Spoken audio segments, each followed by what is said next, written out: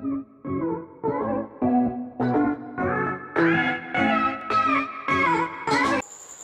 friends, today we will read about lesson 15 of class 10th Kshitij book.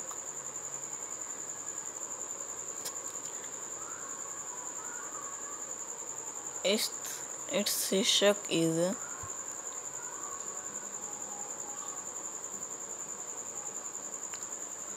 स्त्री शिक्षा के विरोधी कुतर्कों का खंडन, यानी कि जो स्त्री शिक्षा के विरोध के अंदर अपने बुरे विचार रखते हैं, यानी कि जो अच्छे विचार नहीं है उनका खंडन किया गया है इस चैप्टर में।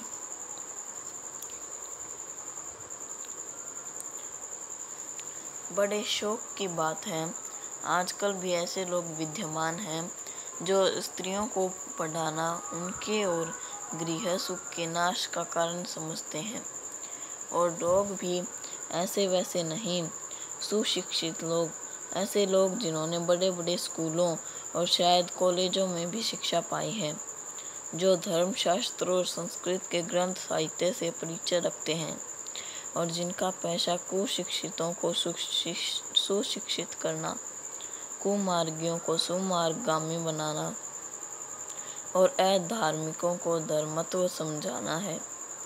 उनकी दलीलें सुन लीजिए। पुराने संस्कृत कवियों के नाटक में कुलीन स्त्रियों से अपड़ों की भाषा में बातें कराई गई हैं। इससे प्रमाणित है कि इस देश में स्त्रियों को पढ़ाने की चाल न थी। होती तो इतिहास पुराण आदि में उनको पढ़ाने की नियमबद्ध प्रणाली जरूर लिखी मिलती। स्त्रियों को पढ़ाने से अनर्थ होते हैं। शकुंतला इतना कम पढ़ी थी कि गवारों की भाषा में मुश्किल से एक छोटा सा श्लोक वह लिख सकी थी। इस पर भी उसकी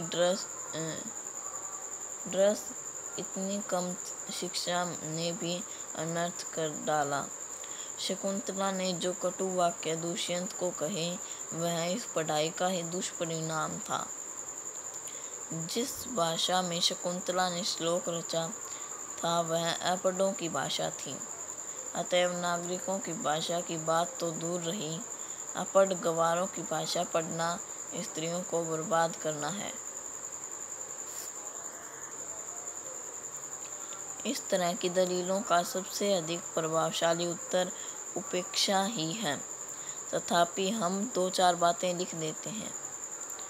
ये जो ऊपर 3 दलीलें दी गई हैं वो उन लोगों द्वारा दी गई हैं जो स्त्री शिक्षा के विरोधी हैं, जो लेखक ने यहाँ इस लेसन में लिखी हैं। नाटकों में स्त्रियों का प्राकृत बोलना उनके अपढ़ होने का प्रमाण नहीं। अधिक से अधिक इतना ही कहा जा सकता है कि वे संस्कृत न बोल सकती थी। संस्कृत न बोल सकना अपढ़ होने का सबूत है और न गवार होने का, न अपढ़ होने का सबूत है और न गवार होने का। अच्छा, तो उत्तर रामचरित्र में ऋषियों की वेदांतवादिनी पत्नियां कौन सी भाषा बोलती थी? उनकी संस्कृत का क्या कोई गंवारी संस्कृत थी? भवभूति और कालिदास आदि के नाटक जिस जमाने के हैं, उस जमाने में शिक्षितों का समस्त समुदाय संस्कृत ही बोलता था। इसका प्रमाण पहले कोई दे ले, तब प्राकृत बोलने वाली स्त्रियों को अपढ़ बताने का साहस करें। इसका क्या सबूत है कि उस जमाने में बोलचाल की भाषा प्राकृत न थी? सबूत तो प्राकृत के चलन के ही मिलते हैं। प्राकृत यदि उस समय प्रचलित भाषा न होती तो बौद्धों तथा जैनों के हजारों ग्रंथ उसमें क्यों लिखे जाते, और भगवान शाक्य मुनि तथा उनके चेले प्राकृत में ही क्यों धर्मोपदेश देते? बौद्धों के त्रिपिटक ग्रंथ की रचना प्राकृत में किए जाने का एकमात्र कारण यही है कि उस जमाने में प्राकृत की सर्वसाधारण की भाषा थी। अतएव प्राकृत बोलना और लिखना अपढ़ और अशिक्षित होने का चिन्ह नहीं। जिन पंडितों ने गाथा, सप्तशती, सेतुबंध महाकाव्य और कुमारपाल चरित्र आदि ग्रंथ प्राकृत में बनाए हैं, वे यदि अपढ़ और गंवार थे तो हिंदी के प्रसिद्ध से भी प्रसिद्ध अखबार का संपादक इस जमाने में अपढ़ और गंवार कहा जा सकता है, क्योंकि वह अपने ज़माने की प्रचलित भाषा में अखबार लिखता है। हिंदी, बांग्ला आदि भाषाएं आजकल की प्राकृत हैं।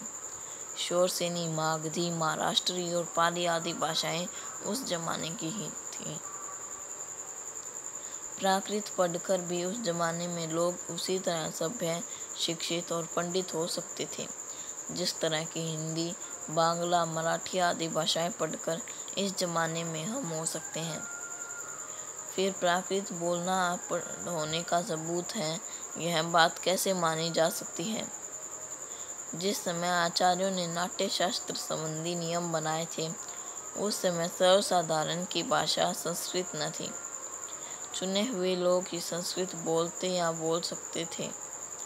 इसी समय उन्होंने उनकी भाषा संस्कृत और दूसरे लोगों तथा स्त्रियों की भाषा प्राकृत लिखने का नियम कर दिया।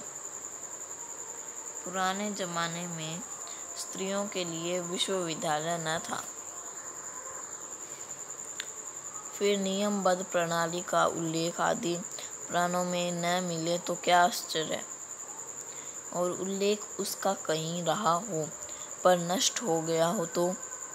पुराने जमाने में विमान उड़ते थे, बताइए उनके बनाने की विद्या सिखाने वाला कोई शास्त्र। बड़े बड़े जहाज़ों पर सवार होकर लोग द्वीपांतरों को जाते थे, दिखाइए जहाज बनाने की नियमबद्ध प्रणाली के दर्शक ग्रंथ। पुराण आदि में विमानों और जहाज़ों द्वारा की गई यात्राओं के हवाले देखकर उनका अस्तित्व तो हम बड़े गर्व से स्वीकार करते हैं, परंतु पुराने ग्रंथों में उनकी प्रगल्भ पंडिताओं के नामों उल्लेख देखकर भी कुछ लोग भारत की तत्कालीन स्त्रियों को मूर्ख, अपढ़ और गंवार बताते हैं। इस तर्कशास्त्रज्ञता और इस न्यायशीलता की बलिहारी वेदों को प्राय सभी हिंदू ईश्वरकृत मानते हैं।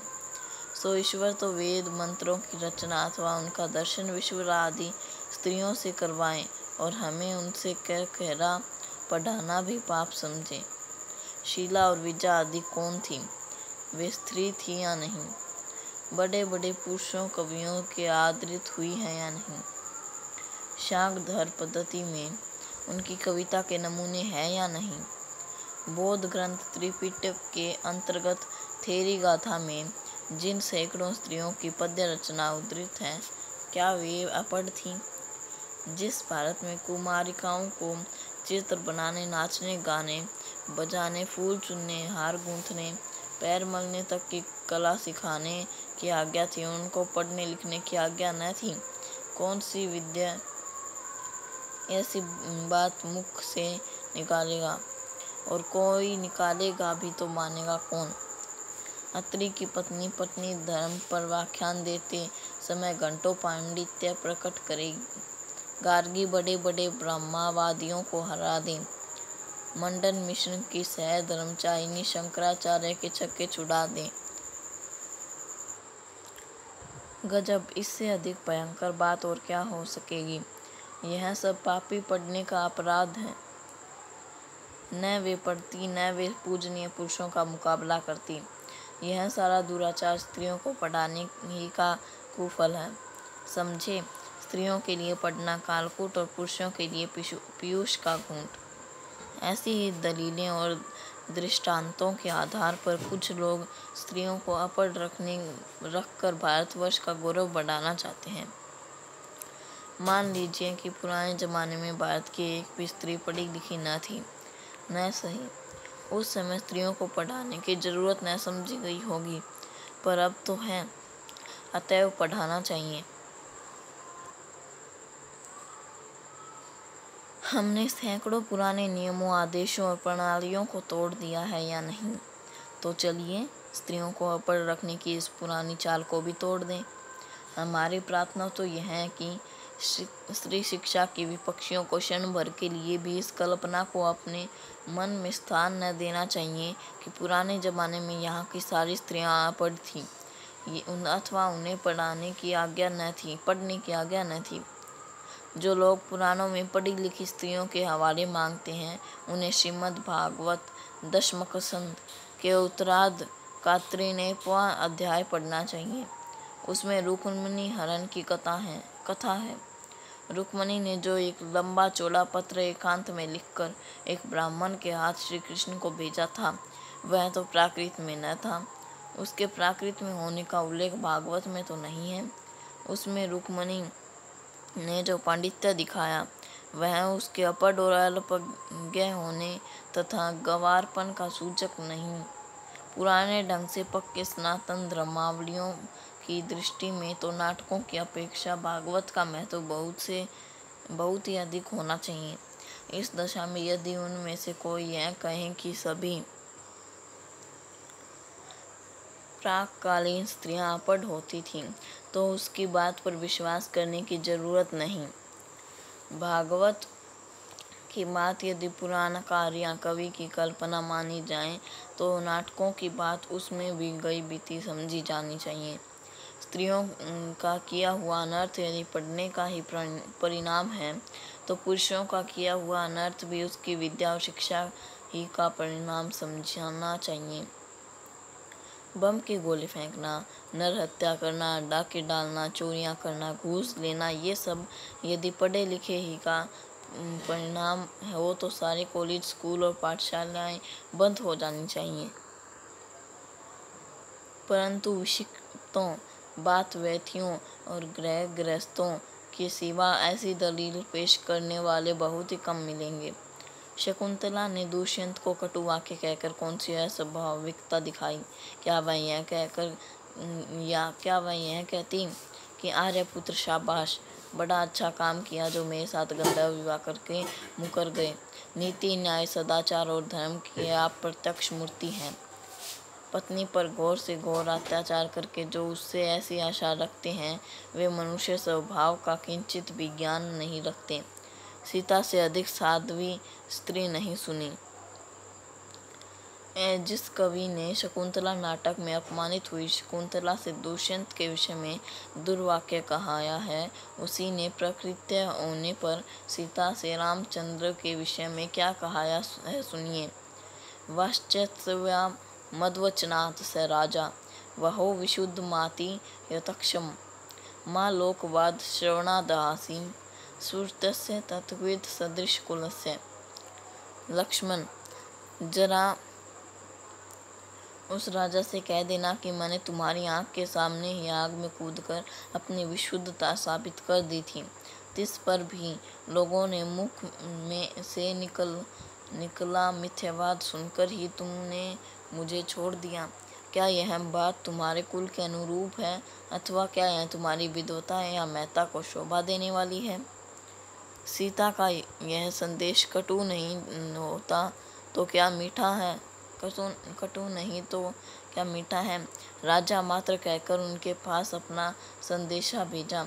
यह उक्ति न किसी गंवार स्त्री की है, किंतु महाब्रह्म ज्ञानी राजा जनक की लड़की और मनवादी महर्षियों के धर्मशास्त्रों का ज्ञान रखने वाली रानी की है।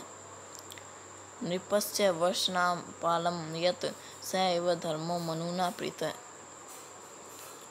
सीता की धर्मस्त्रिज्ञता का यह प्रमाण वहीं आगे चलकर कुछ ही दूर पर कवि ने दिया है। सीता परित्याग के कारण वाल्मीकि के समान शांत, नितज्ञ और क्षमाशील तपस्वी तक ने अस्ते मनु भ्रज गराचे में कहकर रामचंद्र पर क्रोध प्रकट किया।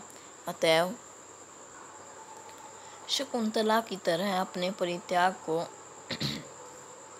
अनायास समझने वाली सीता का रामचंद्र के विषय में कटु वाक्य कहना सर्वथा स्वाभाविक है।